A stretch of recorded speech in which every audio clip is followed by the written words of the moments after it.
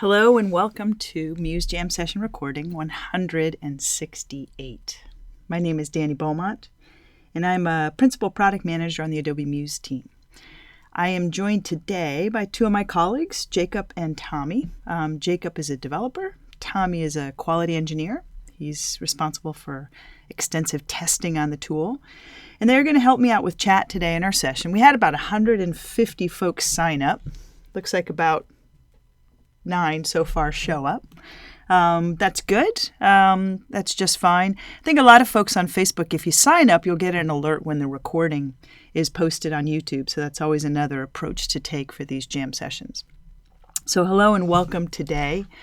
If you have not done so, answering these poll questions on the right help us out, gives us a sense of where you are and what you're involved in.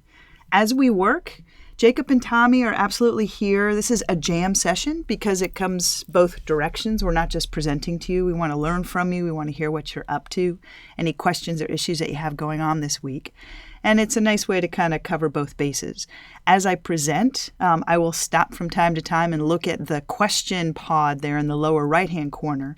If you have specific questions on topic for what I'm presenting, throw them into the pod and I will look to address them during this session. If we have extra time towards the end, we'll open the floor to general questions. So you're welcome to throw those into the pod as well. And based on time, we'll see how we do. Many of you are using the YouTube recording for this session, so what I'd encourage you to do is, actually you can't click this link on YouTube, but I should put it into the resources notes. So look for them down there in the resources notes, or go ahead and type those in. But those are a series of notes that I use as I research topics, as I gather information. So there's a number of links there that we can check into, or you can follow up with after the fact. All right, I'm going to start sharing my screen.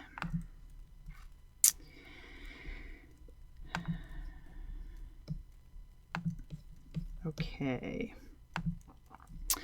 Let's begin the way we tend to usually begin, which is to talk about some of the resources that are available to you. If you're new to Muse, there's a number of places you can go.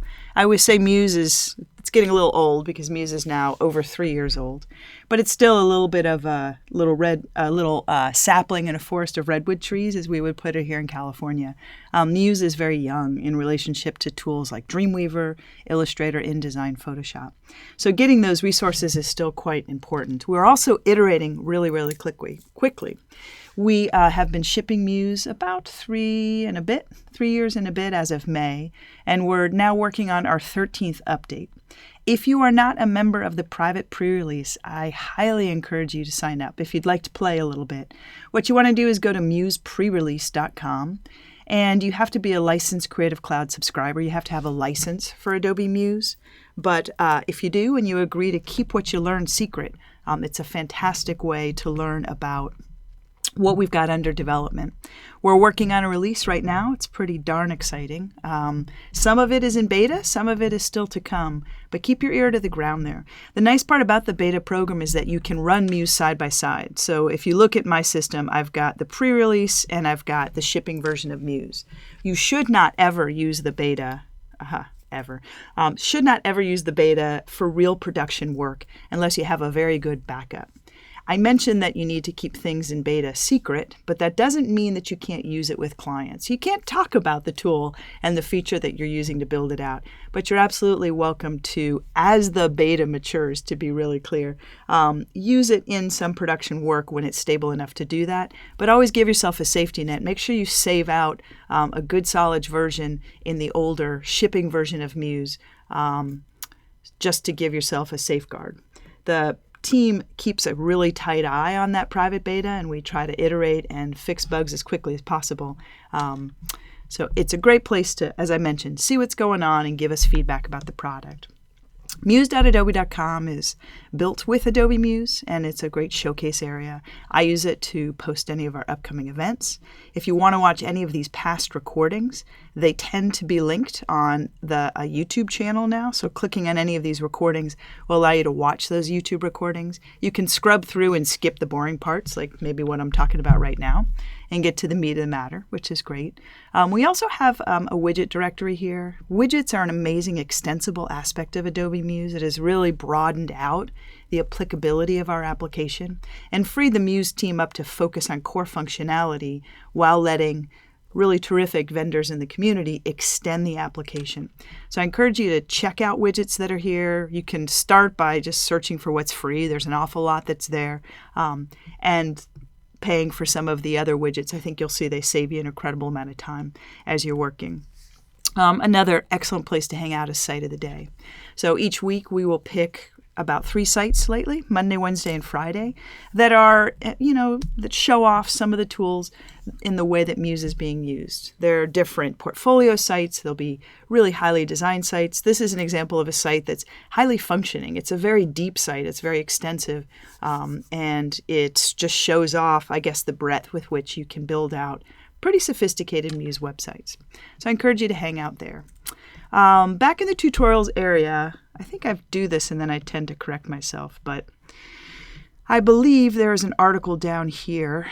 Yeah, I think this is where I figure out that the wireframe article got skipped a little bit. The topic we're going to cover today, I've got some older assets and older examples. There's definitely some links to some of these examples in the Evernote document that I pointed you to. If you scroll all the way down here towards the bottom, there's an Inspire article. It goes back to 2011, so in the first year that Muse shipped. But there's a good article there that will allow you to work with some of the wireframe library items that I'm going to show you today. So let's just go ahead and jump into Muse and kind of get started here. I've got a couple files open here, but I just want to begin with something brand new. So File New, and I'm going to go into the desktop mode. And I want to show off an aspect of Muse. Now, again, we call this a jam session, and I mean it.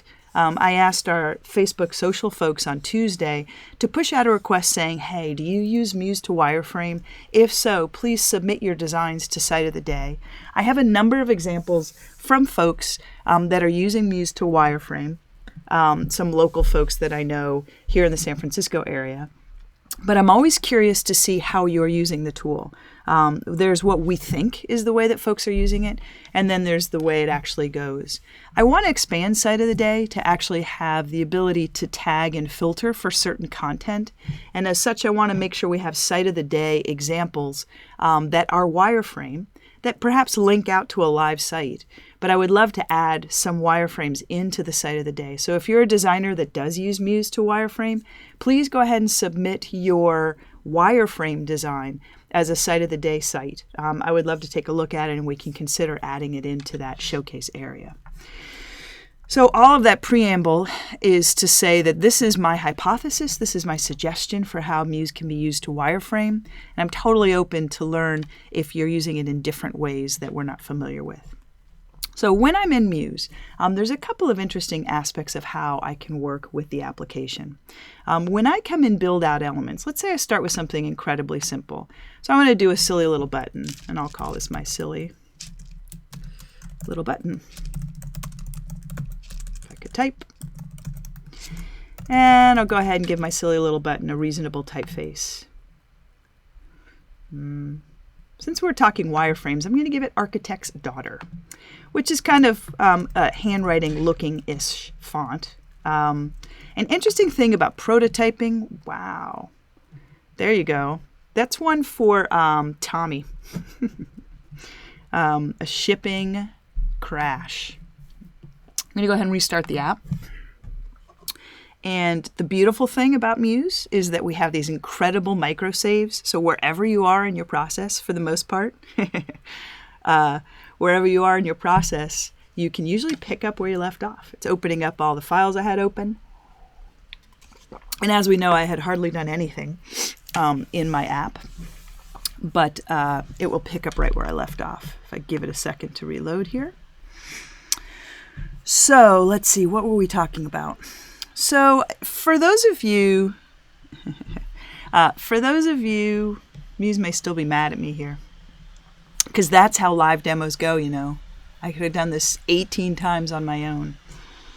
I'm going to give Muse a fresh start. Everybody deserves a fresh start from now and again. Because I don't really mind starting from scratch. All right, so I'm curious how many folks that are maybe here today actually use Muse and have a lot of experience with InDesign. I'm going to go ahead and tell it that I don't want to save what I've done there in the past. I'm just going to start fresh a little bit here. And I will come in and reopen some of my older files that I had.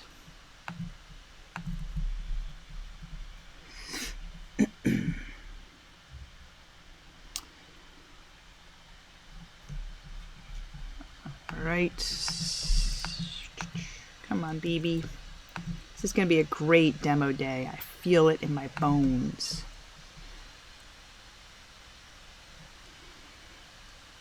Okay, we'll let these two open up and then I'll kind of kick in again. This is a pretty complex file, this RAM list, that I will show you in a minute. It's a pretty funny site, for an American at least. Okay, we're getting there. So, anybody have any small talk? How's your summer going? Ours is waning here, this side of the equator. I got up and ran at, I'm making small talk, what can I tell you? I got up and ran at 5:30 in the morning today. And lately, that's been in light, daylight, but it barely had the sun up by the time I finished my run. How are we doing with small talk? Hot and humid in Vegas. Yeah, you know, Vegas, you are in the desert, man. What can I tell you? Killing a little bit more time. Jeepers. Come on, demo gods, be kind to me. Let's talk about the wireframe that we're going to talk about here for a second.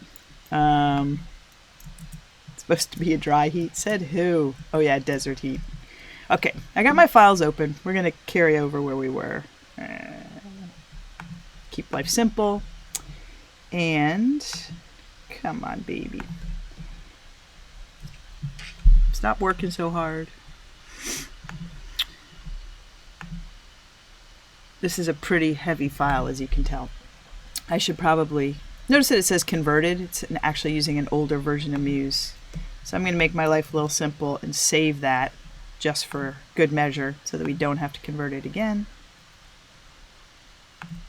All right. Now I'm saving. 12 minutes gone already. People, what are we doing with our time? Okay, file new. I was playing with a very simple button. So I'm going to come on in and I'm going to create a very simple button. And now that I totally have Tommy's attention, there's no way I'm going to crash. I'm going to go ahead and select a font. Let's use, no, we can't use Comic Sans. One thing you'll notice is now that I've closed out files, some of my fonts have gone. So let's go ahead and open up one of those files because it's going to also open the typeface that I'd like to work with. So I'm going to open up the Katie's 3 sketches. And I'm going to open up, I'm going to keep life simple. Let's see.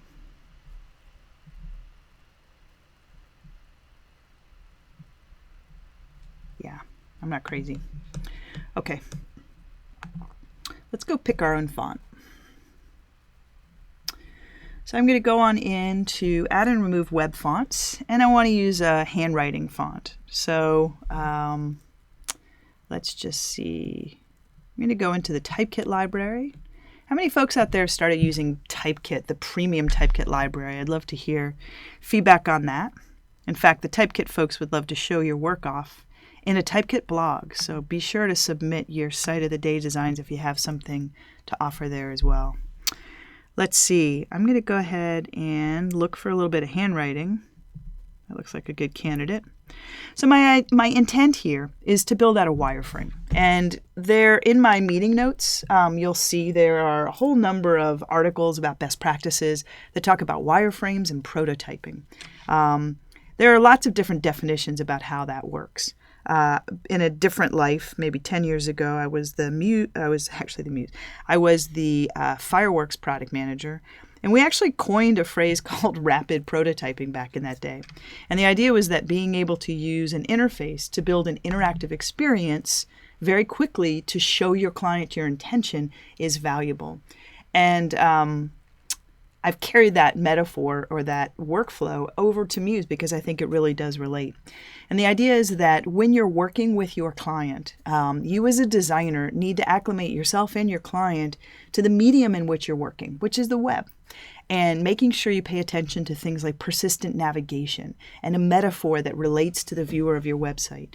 Doing your own testing of the user experience can be incredibly valuable. So there's an idea that says that the later you get into your project, the greater the consequence to change. And there's a period of time, an ideation stage, where really talking to your client about what the intention of their site is, how you're going to organize the content, how you navigate across all of those pages, how you have that persistent navigation so the viewer of your site always knows where they are and where they are in that metaphor that you've built for your site is incredibly important. And doing that work early on is really valuable. Now, there are many tools out there that you can use to prototype. People do it in Illustrator. They'll do it in Photoshop. They'll use prototyping tools that are out there from other vendors. And usually across the board with all of that, there's what's known as throwaway effort. So you might build out a wonderful prototype in Illustrator, and you might print it out as PDFs. First, it's a flat comp. Secondly, everything you've done, you pretty much throw over the wall and start over within Muse. The premise here is that if I can wireframe within Muse and lay out my content, I can easily skin and style that content to be reused in the finished design. So now that I've come on in and opened up some of these guys, I'm going to select Very Simple Button. And I'm going to go ahead and apply a font. We'll use Reenie Beanie because that sounds like a great name for my Very Simple Button. And in that Very Simple Button, I may come in, let's say I'm going to be a bit of a design tragedy here, and I'm going to have rounded corners for my button, and I might even apply a lovely little, let's see, grab this guy, and maybe I'll select its text to be novel. Let's give it a stroke here. So I'm going to fill it with some sort of a color. And I'll give it a stroke. Again, this is going to be design-wise pretty tragic, somewhat by design, but you'll never really know because I'm not really a designer. And I'm going to come on in and center this guy. So I have a very simple, not very attractive button. What can happen, though, is if you are a methodical designer, not everyone is, if you create styles that reflect swatch colors, fonts, and graphic styles. Let's say I wanted to get even a little bit more tragic on here. And on this container, I'm going to do a shadow. Be kind, I know this is not going in the right direction. But I now have a very lovely, simple button. What I can do is come into my styles panel. So I have character styles, paragraph styles, and graphic styles. I'm going to bring them all over here. Also bullet styles, but we probably won't get into that one today. With each of these styles, I can come to my object and save out a style. So I may say the Very Simple Button style here, I'm going to call it button. Now, if you ask me, we're ripe for cleaning up styles so that we can concatenate, combine all of these attributes into a single style. What will happen is when I come in here, I've got a states button. I might decide that in the over state for this object, I'm going to go ahead and indicate that you're rolling over the object by darkening things up. So I might come on in here and just make my button a good deal darker, not that much darker, for my rollover state. And I might even come in and, since it is darker, change my text to be a white color. I know, this is a tragic example. I'm exaggerating it, really. Now that I have this, you'll notice here I have a graphic style I've defined called button, but I added a shadow to it. I can come in and inherit the changes I've just made. So redefining that style. Come back to paragraph styles, and I've got a normal state here. Let's go ahead and save out the normal button state. So I'm going to call this button normal, or Norma, depending on how things roll. And I'm going to go ahead and go to my rollover state there. And I'm going to go ahead and create a second style. Notice that it's got button normal with a plus. That means it's varied. So I'm going to call it button over. We'll leave it at that for a moment. Now that I have these styles defined, I can continue to iterate. So let's say as I'm working, I come into the widget library and I decide I want to create a tabbed panel. So I can press and drag that tab panel on the canvas. And depending on what I'm looking to do here, I can very quickly come into any of these wireframe-like designs. So we consciously, maybe we were lazy, but we consciously styled this like nothing. As Terry White, one of our evangelists, likes to say, we make it so terrible you have to redesign it in its design, which I would agree. We're trying to be neutral here. I'm going to clear out all the styles for this object. Go ahead and go up to its parent level and make sure it's all cleared out. And I'm also going to clear out all the widget contents. So I've got just one very terribly simple tabbed panel. I'll add a second and third tab so that this makes a little bit more sense. And then what I'm going to do is just say, you know what, I want you to actually apply some of these styles that I've defined. I'll come in and select the text and say, why don't you go ahead and apply it from button normal, which is obviously huge.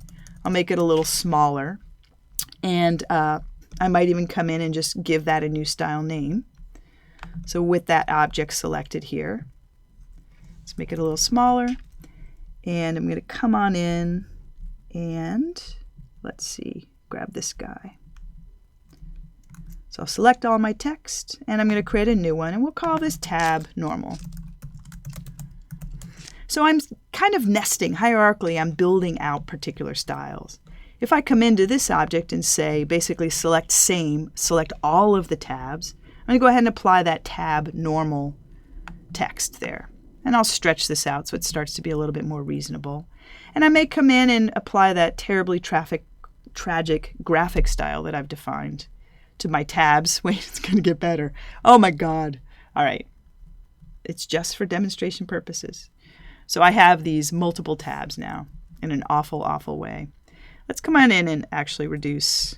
We'll go ahead and show just 3 tabs, sexy as they are. Now here's the beautiful part about it.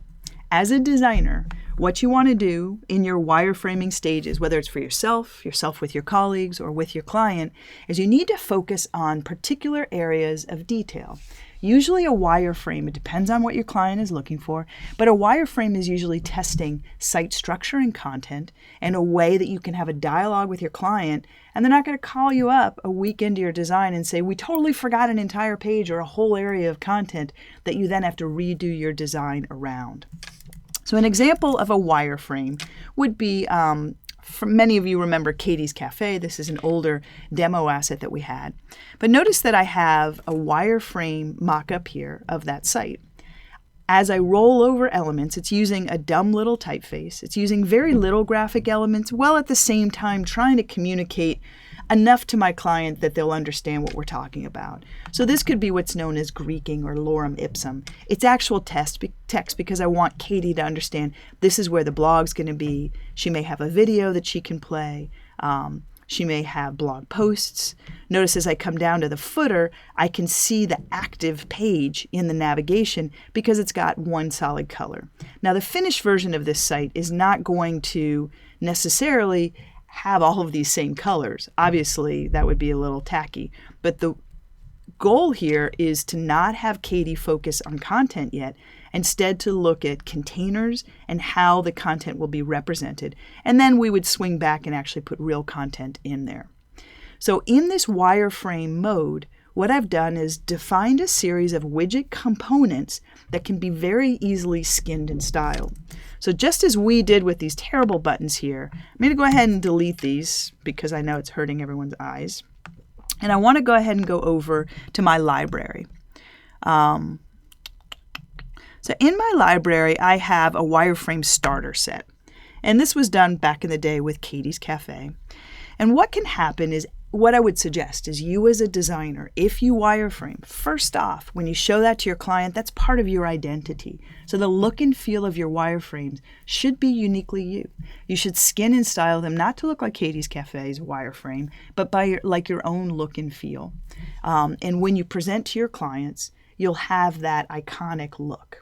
The beauty of it is that with these components, you're defining interactivity, getting buy-off from your client, and then able to just take that forward. It's not a throwaway effort. It's something that can be easily redesigned as your design evolves.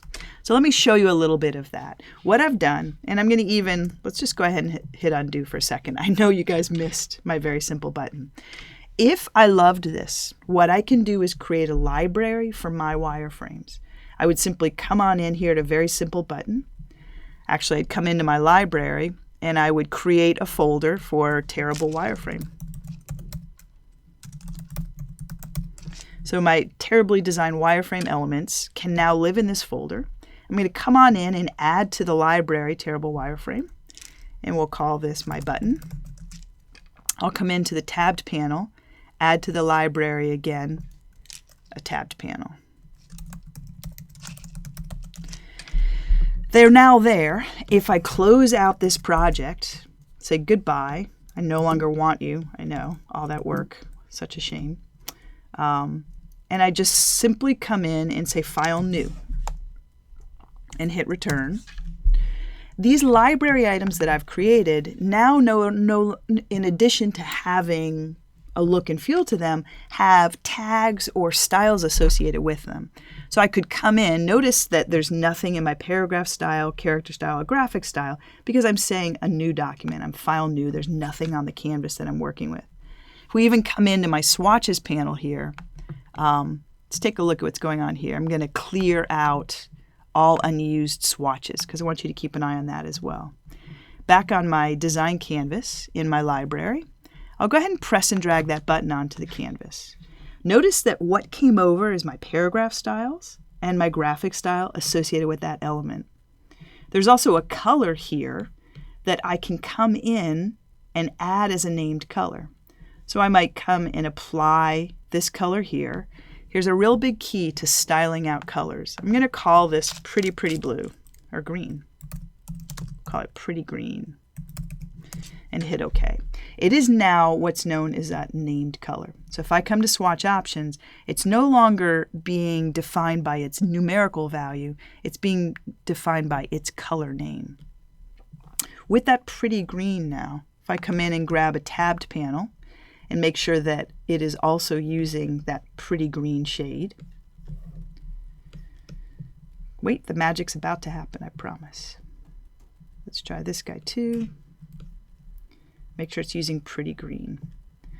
All right, so with these library items, as I'm working, if I'm with my client sees the interactivity, sees the wireframe that I've built, it's very easy to come in and reconfigure and restyle these attributes. So I'm going to go in, make sure they all have paragraph and graphic styles, and save them out. Let's go ahead and do a little bit of the magic now. I'm going to close this guy out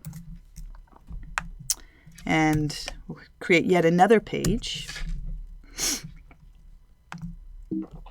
And once again, as I come on into my main page, nothing in the paragraph styles, nothing in the graphic styles. Let's go to the wireframe starter. So I'm now ready to start building out a wireframe. Katie called me up, said, "Hey, Danny, it's been years. I would love to redesign Katie's Cafe." I said, "Finally, it's really getting old. Let's talk together about what you'd like with the new design." She gives me a sense of what she's after, and I'm going to build out that first wireframe. My intention is to do something very quickly that I may or may not use Muse to build out on the back end. We'll talk about that. But I'm going to come in and build out these elements. So I might say, okay, on my landing page in my site, if I come into my site plan, I've got a home page. She's going to have a cafe page. She's going to have a bakery, unless I hit the wrong button here. Let's go back. She's going to have a bakery. She's going to have a contact area. And what I want to do is now start to build out some of these elements. So in my master page, I want to come in and add some header and footer content. I'll come on into these wireframe elements that I saved out. If I drag swatches up here on the canvas here, notice an interesting thing happens. Here's the swatches set. They add into my swatches panel. If I delete all unused, I can see just those colors. And notice that each of these colors, as I roll over them, let's try that again. Each of them have a named color to them. I'm going to try this, roll over here. Interesting. If I go to swatch options, see how it's called active green. That is a named color. So I've got these colors and then a part of my palette that I can work with. I'm going to start building out my site elements now. In all honesty, having just imported these colors into the swatches panel allows me to just delete that now. I don't really need it. I've added it to my file here. I'm going to go into the nav header ribbon. So a simple little header graphic element. This could be SVG, since we now support SVG. I want to then come in and add some navigation. So I've got a nav header menu. Notice that it just says home right there. It's because when it was created, there was just one page in that site. But just by pressing and dragging this onto the canvas, a few interesting things happen. First off, I now get that typeface that I used in my design. It's present there. If I step out on this object and go into my states panel, notice that it already has the rollover color associated with it. If I go to paragraph styles, I can see body medium or body small is being used in this design. I can just press and drag this guy into place. So I'll pull this out. And I'm dynamically now able to flesh out the details of Katie's site this time. Now, it may be that Katie's getting ready to do street fair, let's say. So Katie's got a new food truck. So I can come in and say, hey, let's check out the new food truck, add it into that navigation, and it's going to dynamically update. I'm going to continue to build out the site with these wireframe elements. So I'll come into that library, and I also want some footer navigation. So I'm going to go in, let's see. I'll go ahead and use my header menu, and we'll make a footer menu out of that by just pressing and dragging it towards the bottom of the page. Make sure it's flagged as a footer item. Make it a good deal smaller. Give it that footer tag. And now I've got some footer navigation that I can test and play with as well. We'll go on into a main page now. And notice right out of the gate, I'm getting a visual indication of exactly where I am on the site. Very iconic, very simple. So I'm going to add just a few more elements to show this off. I'm going to add the slideshow, for example, and drag that into position. Get this whole object. And let's step back a little bit more. We'll go ahead and move that down as a group. And let's see, I think I've got a little bit, not a nice tabbed panel. Not the best design ever either, but we'll drag this guy into place. So this looks an awful lot like the Katie's Cafe sample that I showed you live on the site. The nuance here, though, is that because these are tied together, chained together in essence, I can come to individual elements and first define interactivity. So I've got the active state for all of this. I might decide that, you know what, we're going to have this be a food truck because that's the area of focus for this new design. Iterate, play with it, make changes based on what my client wants. When I'm working, it's so easy to come in and say File, Preview Site in Browser, or Preview, actually publish it up to a URL. So if I'm working on at my own desk, I may want to go ahead and test it in the browser, see how the interactivity is working. Very quickly, I think that took us 5 minutes to build out this home page. I can come in and interact with the elements as soon as this guy decides to load. So notice I can click through. I've got the gallery. I've got the food truck page.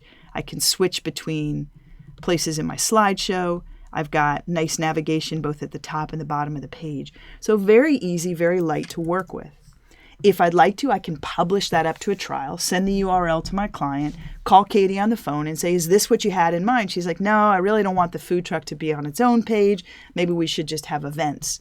So I can quickly iterate and make changes based on feedback that I get from her. Publish that up.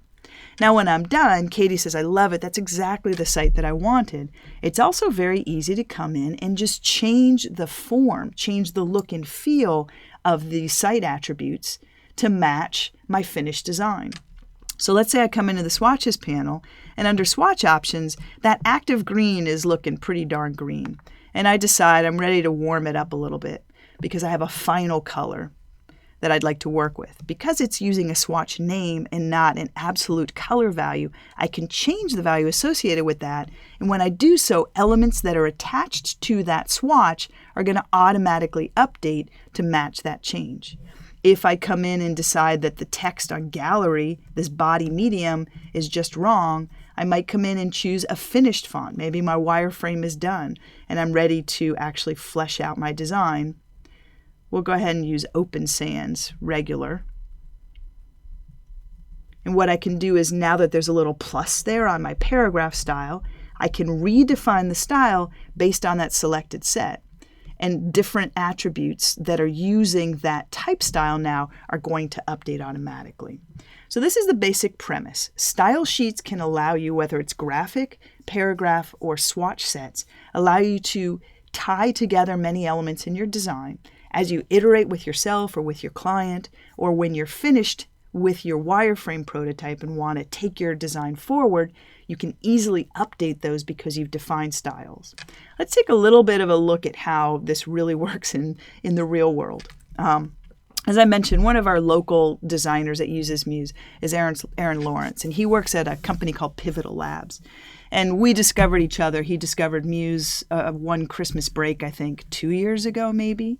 And he fell in love with Muse and Edge Animate. And I discovered him through Site of the Day. But he got a job at Pivotal Labs, which is a couple blocks away from the Adobe San Francisco office. And Pivotal Labs is a very large organization. Last time I heard, they had hundreds of developers, and they were hiring hundreds of designers. And they have a number of offices in America, as far as I know. And they will do very, very, very, very big, complex projects. When you go to their office, they have walls of yellow stickies or boards that they're iterating and really prototyping out lots of complex workflows. And I think this is really kind of funny, but this site is a perfect example of a very intensive, let's go ahead and clean up our panels here a little bit, a very intensive prototype that a company is using to really think through the workflow of their design. So this is kind of funny for an American, but I think it's in New Zealand, and it is a site that allows you to select the RAM for your herd that you need. But what these interaction designers have done is, if you look at the complexity of this site, if I go into my site plan, there's a lot here. And using some interactive elements of the design, I can come through. Look how large this site is. I mean, this is really, really an intensive prototype. If I go out, and I gave you links to these in the Evernote document, I think in that little Aaron section. So you can take a look at this wireframe that's been published on the web. So if I'm looking for a RAM, because why not? I can come on in with this prototype. So this wireframe prototype that's extensively built out. I say, sure, I want to go ahead and pick a particular type of RAM, terminal RAM, of course, with a fine, that studs. Okay, that's a good postal code because there we are.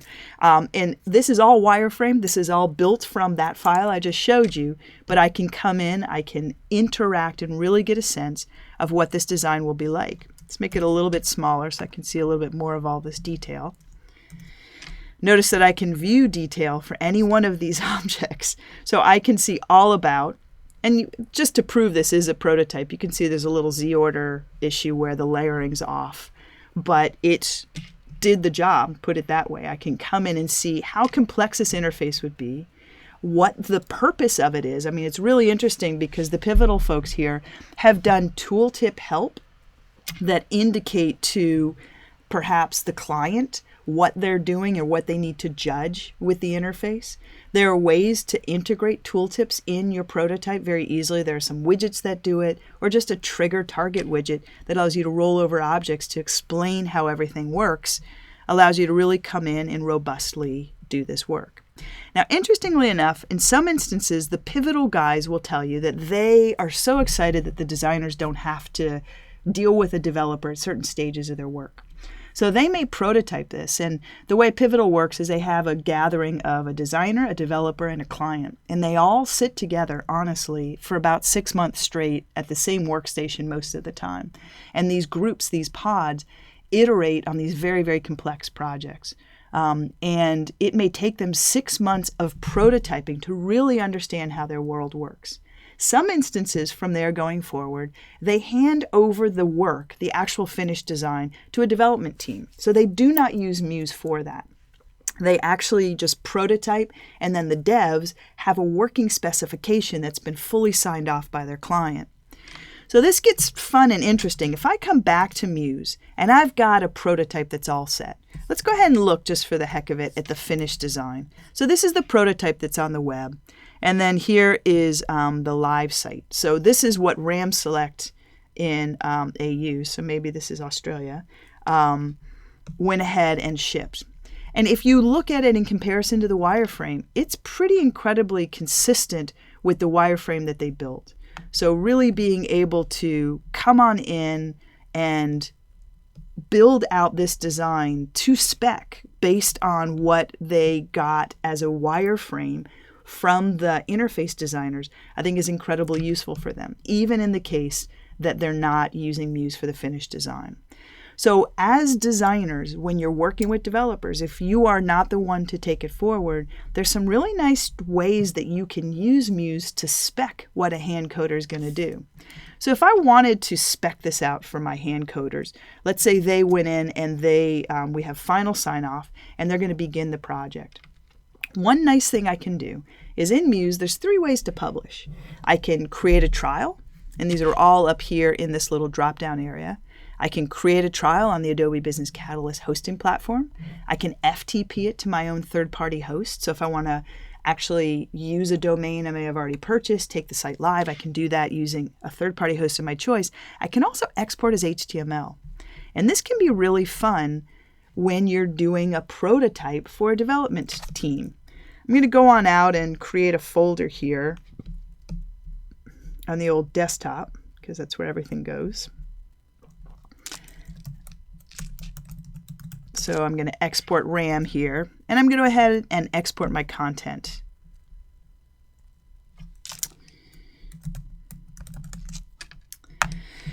What Muse is doing is generating all of the HTML, CSS, and JavaScript. All of the images that might or might not be used in the final design will be optimized, and everything is going to get deposited. I'm going to go ahead and cheat and look here while it's building out, even though I'm a little ahead of schedule. If I go to my desktop, to my export RAM directory, I can see as Muse starts to populate content here. Looks like I'm pushing it a little too fast. Let's go back to Muse and see how it's doing. Close this guy out. All right, it's just getting started. Is that a RAM list car case or a carcass? I think it's a car case. Then we have the weaning process.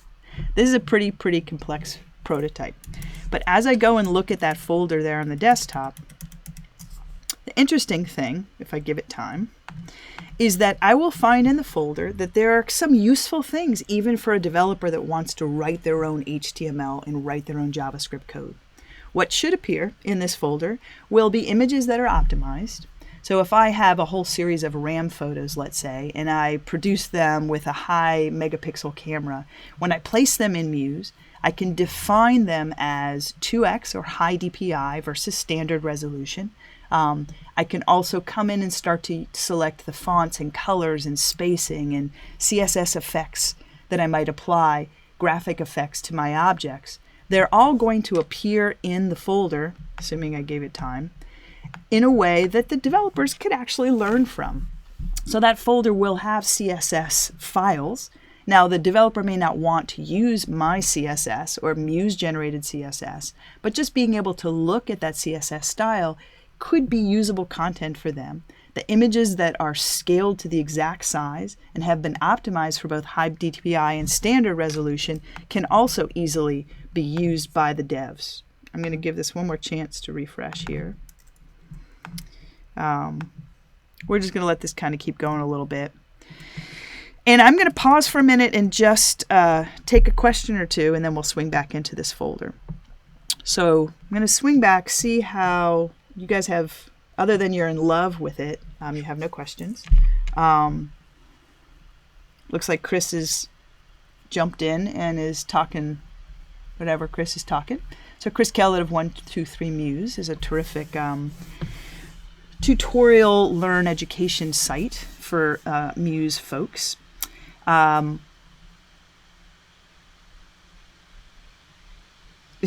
Okay, I'm reading about Lamb Select and Jam Select, so I think it's a little bit of gibberish. Exactly, I was just about to say that. A bit of rubbish, if you're in the UK, as Chris Keller would say. So let's go back out to my folder. Let's just see where Muse is at. I'm pushing Muse a little hard today. So we're up to 23 pages of my HTML export. Usually I get a bit of a refresh here to see if I can encourage this guy one more time.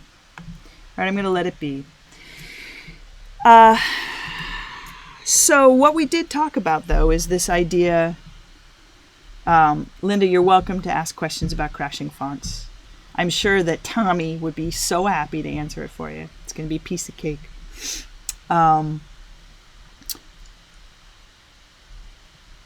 Yeah. So in summary, working with styles, working with the prototypes, building out these click-through mocks, I think is an incredibly quick way to iterate and work with your site. You can also wireframe out the phone layout using the alternate layout work. You can do tablet. You can share those elements across layouts. So just a really quick, yeah, I know, I picked out a really big site to export. Plus I'm screen recording at the same time, which is why the fan's going. And of course, Acrobat decided this is the time to update. So we're going to ignore that. Let's see if our folder's getting there. Hey, come on, little folder. I'm definitely stressing out the world today. But that's okay.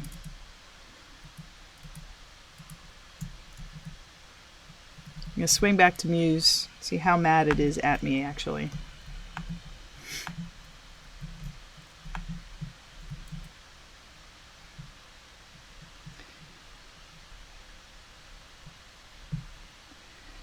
As it allows you to, let's see, I'm trying to follow what Chris is saying. Yes, so, yes, the idea of working in layers does help immensely. Being able to hide and show layer groups, if you're kind of a Photoshop trained individual, will resonate probably with you. So Andre is saying, what was the name of the company that did that site? There's a company called Pivotal Labs, and Aaron Lawrence is a big Muse user. He's evangelized Muse there. They pretty much standardize on it in lots of different ways. Pivotal is here in San Francisco. In the time I've known Aaron, they've opened up a New York office and an LA office. All right, come on, little Muse. Okay, we should have something. So if I go to this folder now, and the world wants to be kind to me, so I'm on my desktop, and I'm in my export ramp folder. Thank goodness. Notice I've got a whole lot of pages. These are all the actual HTML pages. It does not hurt for a developer to actually see these pages in action, just as a guide for them. So it's sort of a working mock-up for them. There is a CSS folder, actually lots in that CSS folder, that dev can come in and look at the style sheets that are there. And there's the optimize images folder. Now, whether or not these are final images, there's probably no reason why they couldn't be, depending on what that wireframe is doing. If they began with a wireframe and then fleshed out the final elements, these are all optimized PNG files that could be used by the devs as they hand code up the site. So those are all there. There's also some JavaScript in a folder if they want to look at that. They're using some jQuery plugins with some custom widgets to show some of the transitions on the site to give it kind of smooth transitions.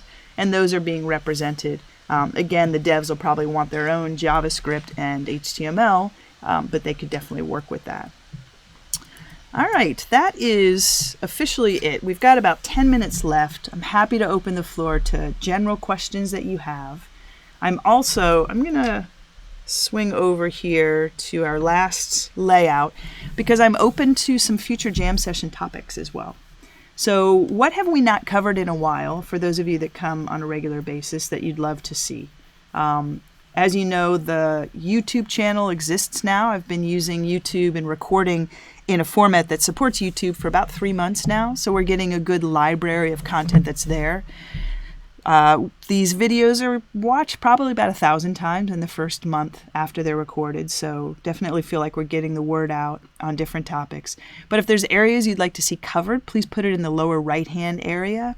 If there was something you expected me to cover and I didn't, if you click that fell below expectations, I compel you to put into the chat what it is you wish we'd have covered. If there's new topics you want to cover, please put it in the lower right-hand area. And can't say it enough, join the pre-release. If you want to help shape how Muse works, please come on by. There's some exciting new stuff coming down the pipe, and we'd love your feedback on that. Which is the link for the YouTube link? Excellent question. I'm going to go grab it real quick. YouTube's funny. It feeds to some Creative Cloud and some Adobe venues, but it's Ping Danny, which is my YouTube username, and that is there. You can also get it from the events page or Facebook. We actually put links for past recordings. All right, I think we're going to call this. If you would like to, still put ideas in the chat there for future jam session topics. If not, I'll go through the archives, look for some of the oldest stuff, and do a new work on there. So thank you everyone for your time as usual. We'll be back in 2 weeks at this time in this day of the week. And send me your site of the days, join our private pre-release, come on into the forums, give us your feedback, and keep up all the great work that you do. Thank you, everyone.